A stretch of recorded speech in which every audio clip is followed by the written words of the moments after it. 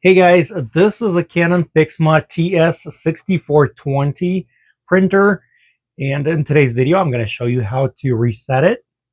The reasons for reset could be different. It could be firmware problems, connectivity problems, other problems within the printer. If you've tried replacing your ink cartridges and you're still getting the problems or issues popping up on the screen, what you can do is do the reset and possibly get rid of those problems. Particularly error 7700 is something that could be either fixed by replacing a cartridge or cleaning the contact points of the ink cartridge, or resetting or updating the firmware. Sometimes that doesn't work. You just need to reset the printer. Keep in mind, you will need to reconnect your printer to the Wi-Fi connection that you previously had, because that'll reset all your settings here.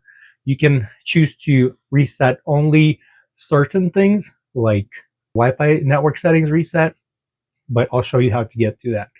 This will apply to TS6420e as well, also TS5320 and TS6320 printers.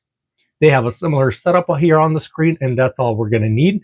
We're going to use this control panel. We are here on the screen. If you have an error, go ahead and clear it out if you can by pressing the cancel button. Now on this screen, it says on the bottom here, to enter the menu, you will select OK. So let's go ahead and press OK. Now let's go ahead and scroll down using these arrows. Let's go down to device settings and press OK. And then let's go ahead and scroll all the way down to, you can either do firmware update or you can select reset settings.